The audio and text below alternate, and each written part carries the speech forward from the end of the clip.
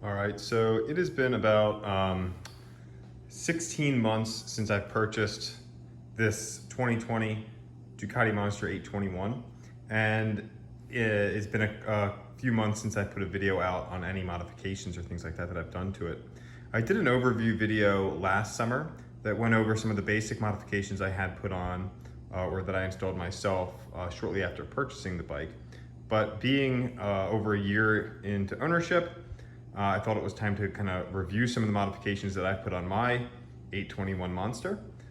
So if people are looking at maybe adding some modifications to their bike, they can get a good idea of what these look like, as well as cost figures and things like that. So without further ado, let's jump in. So one of the first modifications that I put on this bike was the Termagoni exhaust slip-ons. Now these come with the ECU for the bike, so it upmaps the computer system when you get these installed. I had these put on by the dealer, which I went to Quaker City Motorsports, just outside of Philadelphia, Pennsylvania. These slip-ons, obviously as you can tell, are carbon. They cost about $1,600 to purchase, and the installation was done when I had some repairs done due to an accident that I had. There's a video on that further back in my channel. But these slip-ons come right to here, and then like I said, there's an ECU that upmaps. These sound fantastic. I am inside my garage right now, as you could probably tell, but let's go ahead and fire the bike up so you can get a nice, you can at least hear what these things sound like, even though we are inside and they're gonna sound a little bit more awesome because we'll get some echo. So let's go ahead and fire it up.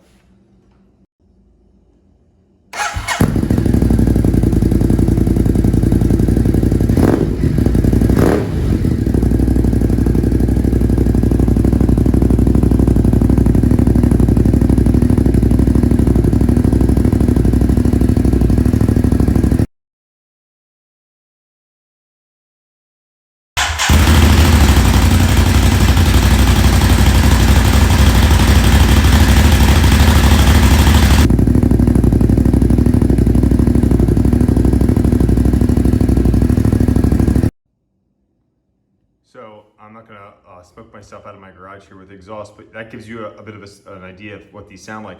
I did make a video of what they sound like before I put the slip-ons on. If I have that video, I'll slide it on here, or there'll be a little tag on the video that you can click over at the end here and watch the comparison of the before and after. The addition of these is fantastic. I went from being able to ride without any earplugs in to really needing earplugs because these things are so loud. People can certainly hear you coming, but they just provide that true Ducati rumble, which I can really appreciate. As we move over here, one of the other additions that I put on that was inexpensive was this carbon heat shield. A lot of people have asked in comments and things like that about the heat from this bike. And like every Ducati, this bike gets really, really hot. The heat shield that was on here was metal before. It does a pretty good job of deflecting the heat from that exhaust pipe. There's two heat shields, the A and B. What I did was I replaced the A, that top metal one, with some carbon fiber. It's got some slats in it, just like the other original top one does. But this piece doesn't get quite as hot as the metal would, and I also think it looks a lot nicer. It would look really nice if I replaced the B shield underneath it. I just haven't gotten around to adding that modification onto this bike yet, but I'm slowly putting some carbon pieces on, and so this was the first one that I went with. Now, I purchased this from Moto Composites, which is a website that you can go to. They've got a slew of products available. You pick which bike you have, the model year, and they'll give you exactly the type of things that you can purchase for your bike. Makes it really easy, and it's a great piece of carbon for this. Continuing over, this video was one of the later ones that I've just put out, which is the EvoTech frame sliders. Now, why did I put frame sliders on this bike?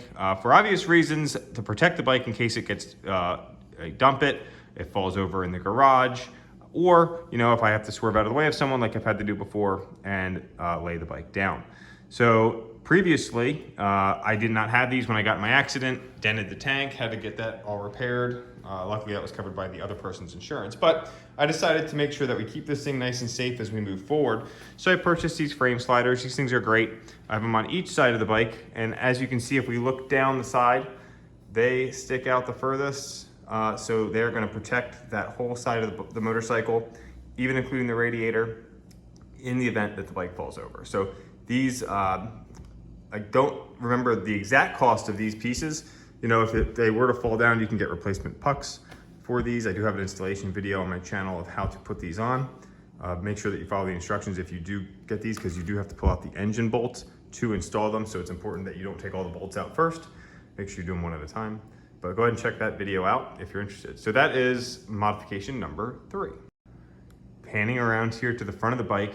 This is one of my, other than the exhaust, one of my favorite modifications that I made for the bike. This is the Motodemic LED adaptive headlight.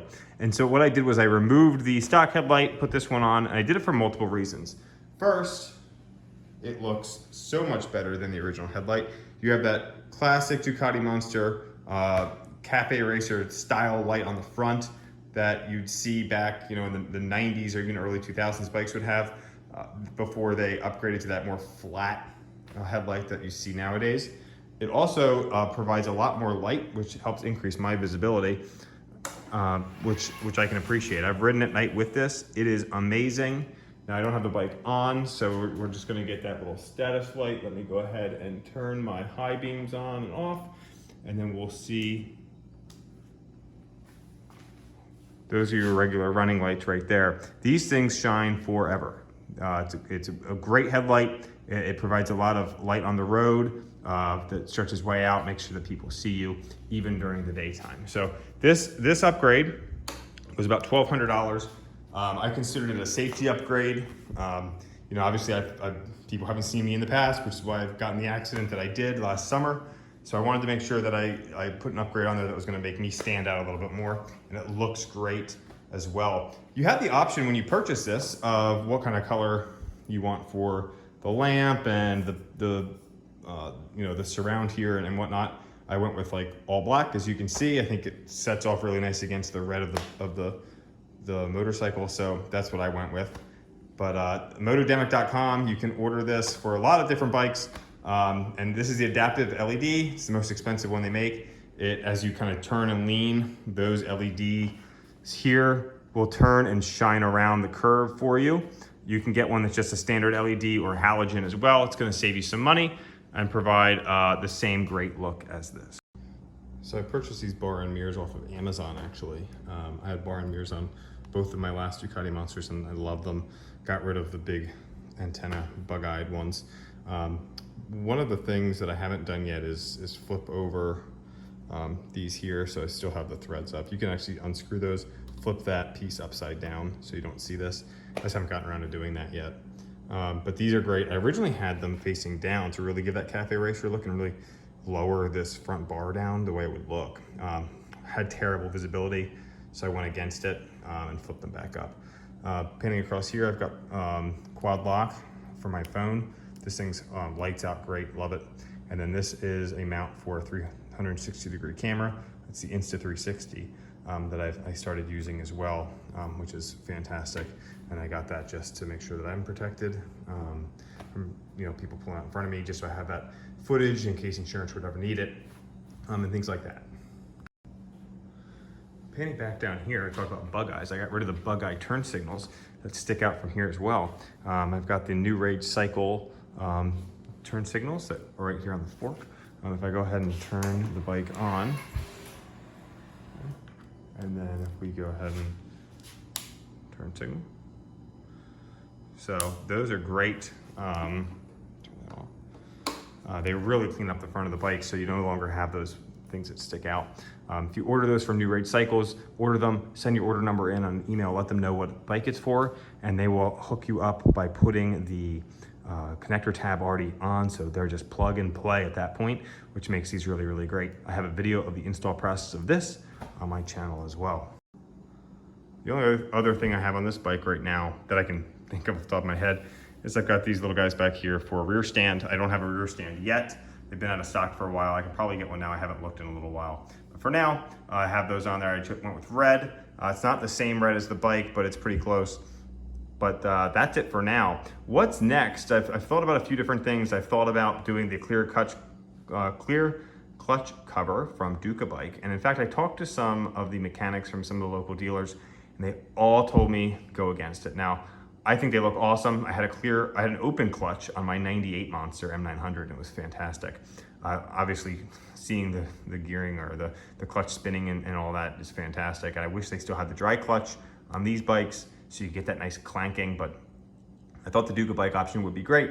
Talked to some of the mechanics and they have said that they actually won't do it anymore. They've had a significant number of them explode, the clutch breaking. Now could that be an install issue? It could be. They said they've installed them with their Ducati technicians and they still have had issues down the road where pieces break off, clutches all need to be replaced, or it does even more damage to the engine. So they just don't even do them anymore. So I decided to take their word for it and just stay against it for now.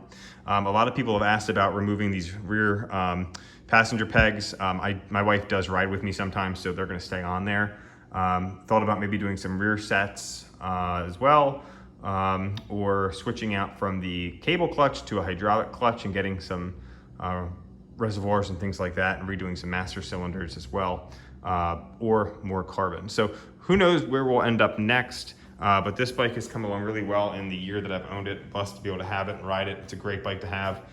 3 riding modes, and I've talked about a lot of that in my overview video. But that goes through some of the modifications that I have on this bike. I hope you've enjoyed this video. Let me know in the comments what you think I should do next. Really appreciate the back and forth that we can have through the comments on what you think about the work I've done on this bike and some of the ideas that you have for your own, or if you have any questions about what I've done. Other costs, things like that, let me know. But I hope you enjoyed this video, everyone. If you ride safe, have a great summer. If you don't ride and you just enjoyed watching the video, we really appreciate it. Give it a thumbs up. Thanks for tuning in. Take care.